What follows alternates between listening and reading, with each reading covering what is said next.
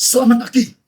Jess, komen dari Ibu Narsem 51. Benar sekali, Pak. Padahal sudah saya buktikan di tengah-tengah mereka. Ya, karena memang itulah manusia. Manusia itu, ya susah lah, Jess. Kalau ngomong ini nanti saya kena masalah saya. Ya, ini hanya bisa diomongin dalam kelompok kecil. Yang satu yang satu yang satu persepsi baru bisa ngomong ini. Kalau saya kupas di sini nanti bermasalah. Sejak operasi kista 3 tahun ini, aku nggak pernah makan OBAT. Pernah ku makan roti, sisa anak cuma 1 suap di jam 23. Wah, ini dia nih. Tidak ada yang salah dengan roti, tidak ada yang salah dengan nasi, tidak ada yang salah dengan makanan-makanan cemilan UMKM. Tidak ada yang salah. Hanya permasalahannya ada dalam diri kita. Kapan dan bagaimana keadaan diri kita lah yang menentukan, yang membolehkan kita makan itu atau tidak. Kamu kalau mendengarin influencer, Jess, boleh makan ini, boleh makan itu, saya tidak setuju dengan kalimat itu. Kenapa? Karena yang membuat kamu boleh makan ini dan makan itu adalah dirimu sendiri. Makanan untuk tubuh, bukan tubuh untuk makanan. Ini udah berkali-kali saya ucapkan. Roti itu makanan.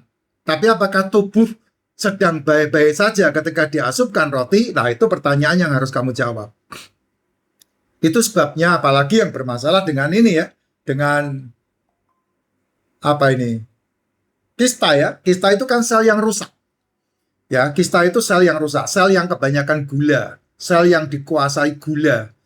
Itu bentuknya jadi kista, bentuknya jadi miom, bentuknya jadi tumor, bentuknya jadi cancer. Itu sel yang dikuasai sama gula. Mata yang dikuasai sama gula itu bentuknya adalah glukoma. Jadi matanya tahu-tahu putih semua. Itu mata yang dikuasai sama gula. Nah, itu termasuk salah satu metabolik. Otak yang dikuasai sama gula. Otak itu kan makanannya kolesterol. Tetapi kolesterolnya kamu statin. Dan kamu biarkan gula menjadi makanannya otak. Maka kamu kena masalah yang namanya Alzheimer. Nah, itu terlihat dari mana? Terlihat dari anak-anak yang bedugal. Anak-anak yang kamu bilang hiperaktif. Anak-anak yang kamu bilang angel kandanane. Ya, itu anak-anak yang kebanyakan gula di otak itu. Ya, nggak bisa diatur, nggak bisa dididik, nggak bisa diajar. Itu karena kebanyakan gula. Pasti makannya lebih banyak susu formula, lebih banyak kue, cemilan, jajanan, ketimbang telur, ikan, daging, dan seafood. Itu anak-anakmu bisa dicek dari situ. Gula di kulit, gula di sel kulit. Nah, itu munculnya jadi eksim, gatal-gatal. Gitu. Gula di dalam darah, jadinya diabetes. Jadi itu hal-hal yang harus kamu pahami. Gula di liver jadinya fatty liver. Ya, fatty liver, perlemakan hati itu bukan kolesterol itu gula itu. Jadi roti salah satunya kan, nasi, tepung, gula, gorengan, roti, kue, cemilan, cepuluh itu kan semuanya di tubuh tidak dikenali. Tubuh hanya mengenal itu sebagai karbohidrat yang kamu sebut-sebut butuh karena kamu berpikir kalau kamu nggak makan karbohidrat lemes. Kamu berpikir kalau kamu nggak makan karbohidrat kamu nggak bisa kerja. Nah, itu kesalahan fatal yang memang diindoktrinasi kepadamu sejak kecil. Kalau nggak makan lemes, itu yang membuat kamu akhirnya terfarmasi. Kamu jadi merasakan 3, 5, 10 tahun yang akan datang, duit hasil kerjamu habis di ranjang termahal di muka bumi. Gitu. Itu yang terjadi seperti itu. Makan roti tidak salah saya katakan. Ya. Kalau itu kamu makan jam 1 sampai jam 6 sore, antara jam 1 sampai jam 6 sore, dan kamu langsung beraktivitas, ya punya aktivitas yang menyedot, memakan semua asupan yang berhubungan dengan energi, no problem. Tapi kalau kamu makannya di jam 11 malam, nah itu waktunya kamu istirahat, lambung waktunya udah berhenti, lambung waktunya kosong. tetapi kamu asupkan. Nah, dia akan menggerakkan pankreas lagi, memproduksi gula darah, memproduksi insulin, karena harus menurunkan gula darah yang berlebih. Nah, itu yang harus diwanti-wanti gitu.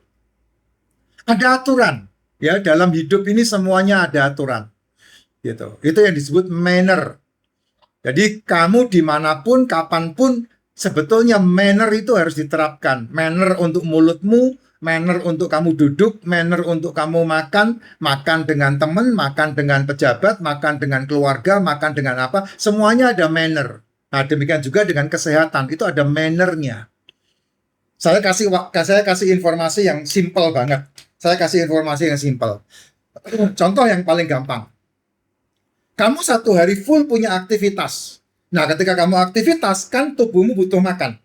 Nah, pertanyaan saya, tubuhmu atau sel tubuhmu yang beraktivitas, itu makanannya dari mana? Kalau makanannya dari cemilan kamu, cepulo kamu, makanan kamu, asupan kamu, maka tubuhmu akan menumpuk cadangan kalori, cadangan energi. Karena tubuhmu tidak menghabiskan itu. Kenapa kok begitu ya? Karena aktivitas itu bukan pemecahan otot. Aktivitas itu adalah rutinitas yang kamu lakukan. Nah, kalau pengen tubuhmu memakannya lebih, sehingga kamu makan berapapun tidak ada masalah, ya kamu harus nge-gym supaya ototmu pecah. Ketika ototmu pecah, dia akan makan dari cadangan energi yang ada di tubuhmu. Nah, kalau kamu makan, nah dia akan makan dari makananmu itu, sehingga tidak disisakan. Ketika kamu tidur, dia masih makan. Nah, ketika kamu tidak tidur, ya dia akan selalu makan dari situ. Tapi kalau kamu beraktivitas, terus kemudian kamu membiarkan tubuhmu lapar, makanya saya ajarin jam 7 malam sampai jam 4 pagi itu kan kamu tidur, istirahat malam.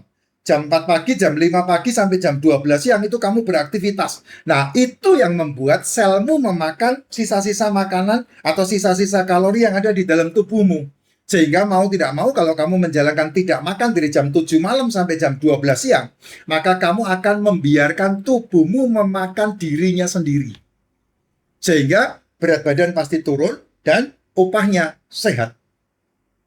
Itu upahnya. Nah, jam 12 makan. Jam 12, jam 1 sampai jam 6 sore kamu makan. Makan apa aja, Pak? Ya kalau kamu tidak punya masalah seperti ibu ini, kista, kanker, tumor, dan komponen-komponen ponakan-ponakannya, ya kamu makan apa aja tidak ada masalah. Tapi kalau kamu udah bermasalah dengan metabolik seperti ini, ya mau tidak mau kamu harus singkirkan yang namanya nasi, tepung, gula, gorengan, cemilan, cepuluh, dan digantikan full makanannya adalah telur, ikan, daging, seafood. Dari 4 makanan ini, kalau kamu masak, itu sudah cukup menggantikan cemilan, cepuluh, cebelas, nasi, tepung, gorengan kamu. Udah cukup. Makanya telur, ikan, daging, seafood yang dimasak tidak perlu dimakan pakai nasi. Itu sudah membantu banget. Nah, kamu minum racikan Makcin karena ini membantu suplai nutrisi itu udah bening. Punya saya udah bening. Itu suplai nutrisi. Kan kebutuhan tubuhmu ada 5. Mineral, vitamin, asam amino, asam lemak, sama karbo. Yang paling banyak kamu asupkan, melek moto, melek cangkem, karbo. Kamu mengabaikan yang ini. Nah, itu permasalahannya. Gitu. Ya, gitu Pak yang bisa saya sampaikan. Makanya, kalau seandainya kamu sekarang olahraga atau nge-gym, nah ada pertanyaan, Pak, makannya sebelum nge-gym atau sesudah nge-gym? Itu ada 2 versi. Kalau kamu makan sebelum nge-gym, maka yang dipakai energinya adalah dari makanan yang kamu makan sebelum nge-gym. Kalau kamu makan setelah nge-gym, maka dia akan memakai lemak cadangan energi dalam tubuhmu untuk tenaganya. Sehingga kamu pulang nge-gym bisa jadi tambah kuat, tambah singset. Kenapa ya? Karena dihabiskan makanannya. Nah, baru setelah kamu pulang nge-gym, kamu makan. Nah, kalau makananmu telur, ikan, daging, seafood, wah itu langsung menjadi massa otot yang dimakan sama tubuh, gitu. Menjadi massa otot. Kenapa? Karena gulanya tidak terasupkan. Gulanya diambil dari cadangan energi dalam tubuh, gitu. Makanya saya pernah bilang kan dalam satu konten saya, kamu punya perut gede, tidak bakal bisa kempes dengan cara nge-gym. Tidak bisa. Bagaimana bisa kempesnya? Stop asupan.